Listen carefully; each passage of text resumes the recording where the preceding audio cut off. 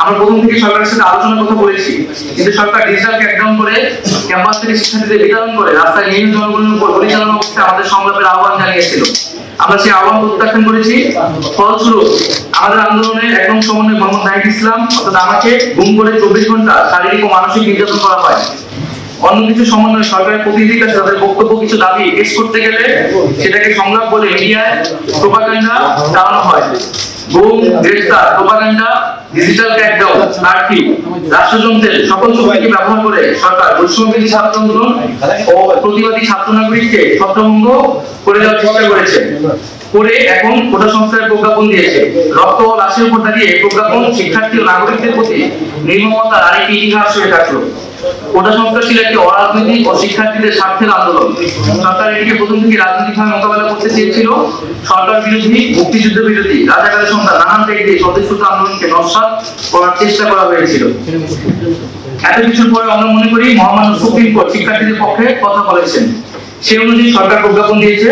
কিন্তু আমরা সুস্পষ্টভাবে বলতে চাই, কোটা ব্যবস্থার অন্যতম প্রধান স্টেক হোল্ডার হচ্ছে আন্দোলনরত শিক্ষার্থীরা এবং পাশাপাশি অন্যান্য কোটা যারা প্রায় তারাও এই কোটা ব্যবস্থার একটি স্টেক হোল্ডার একজন। সেই স্টেক হোল্ডারদের সাথে আলোচনা সংলাপ ব্যতীত এই ধরনের প্রজ্ঞাপন সমন্বয় নয়। আমরা চেয়েছিলাম একটি সংলাপের মাধ্যমে সকল পক্ষের সম্মতির ভিত্তিতে একটি প্রজ্ঞাপন হবে, যাতে নতুন করে আর কোনো সমস্যা তৈরি না হয়। সংলাপের যথাযথ পরিবেশ তৈরি করে শিক্ষার্থীদের অংশগ্রহণ নিশ্চিত করে কোটা সমস্যার চূড়ান্ত সমাধান আমরা চাই। আমরা সংবিধান অনুযায়ী অনগ্রসর জনগোষ্ঠীর জন্য কোটা ব্যবস্থার কথা বলেছিলাম। আমরা মুক্তিযোদ্ধাদের সন্তান পর্যন্ত কোটার ব্যবস্থার কথা বলেছিলাম এবং এই বিষয়গুলো আমরা দেখেছি প্রজ্ঞাপনে প্রতিফলিত হয়েছে। কিন্তু আমরা অনগ্রসর জনগোষ্ঠীর বিষয়টি আরো ক্লারিফিকেশন দরকার এবং বিভিন্ন স্টেক হোল্ডারদের সাথে নীতি নির্ধারণী পর্যায়ে সংলাপ প্রয়োজন। তবে সরকার চাইলে যে কোনো মুহূর্তে কোটা পরিবর্তন করতে পারে। তাই কোটা ব্যবস্থার সুষ্ঠু বাস্তবায়ন ব্যবস্থাপনা তদারকির জন্য একটি স্বাধীন কমিশন গঠন করতে হবে, যেখানে প্রাসঙ্গিক অংশীদারদের প্রতিনিধিত্ব থাকবে। কোটার যে কোনো পরিবর্তন কমিশনের সুপারিশ সাপেক্ষে হতে হবে। কোটা সংক্রান্ত আমাদের আরো বক্তব্য আছে, যেগুলো আমরা সংলাপে সরকারের কাছে তুলে ধরতে চাই, কিন্তু তার আগে সংলাপের যথাযথ পরিবেশ তৈরি করতে হবে। গত কয়েক সপ্তাহে রক্তক্ষয়ী পরিস্থিতিতে সারা দেশে কয়েক শত ছাত্র নাগরিক শহীদ হয়েছেন এবং কয়েক হাজার লোক আহত হয়েছেন। হতাহতের সঠিক সংখ্যা এখনো পাওয়া যায়নি। অনেক বাবা এখনো সন্তানের লাশ খুঁজে বেড়াচ্ছেন। এত রক্তের উপর দাঁড়িয়ে আমরা কোটা সংস্কার চাই না। আমরা সকল হতাহতের বিচার চাই। আমাদের আহ্বানে সকল শিক্ষার্থী এবং নাগরিকরা রাজপথে নেমে এসেছিল। আমরা জনগণের কাছে বলতে চাই যে আমরা জনগণের সাথে আছি।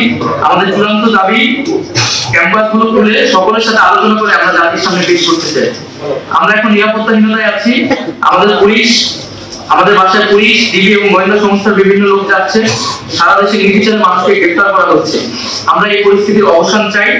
নিরাপত্তা বাহিনীর কাছে আমাদের আহ্বান থাকবে, ছাত্র জনতার মুখোমুখি আর দাঁড়াবেন না। আর একটি গড়িও যাতে কাউকে হত্যার উদ্দেশ্যে না করা হয়। এবং আমরা স্পষ্ট করে বলতে চাই, সারা দেশে যে সকল মানুষেরা শহীদ হয়েছে, আহত হয়েছে, আমরা তাদের পাশে আছি, শেষ পর্যন্ত থাকবো।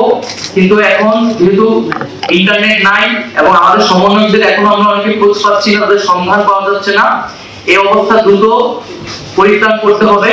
আমরা সকল সমন্বয়কদের নিয়ে এবং আন্দোলনকারী বিভিন্ন বিশ্ববিদ্যালয়ের শিক্ষার্থীদের নিয়ে জনমতের ভিত্তিতে আমাদের আরো কিছু দাবি দেওয়া আছে এবং এই দাবি দেওয়াগুলো নিয়ে আপনাদের মধ্যে নানা বিভ্রান্তি হয়েছে আমরা শুনতে পেয়েছি। সেটা যোগাযোগহীনতার কারণে হয়েছে। আমাদের নিরাপত্তা এবং যোগাযোগ ব্যবস্থা নিশ্চিত করলে আমরা সুস্পষ্টভাবে সেই দাবিগুলা সকলের সামনে পেশ করব। তার আগে আমাদের প্রধান যে বক্তব্যটা হচ্ছে, আমাদের নিরাপত্তা দিতে হবে এবং আমাদের গুম, গ্রেফতারের যে হয়রানি সেটি বন্ধ করতে হবে এবং আমাদের ক্যাম্পাস খুলে শিক্ষার পরিবেশ নিশ্চিত করতে হবে।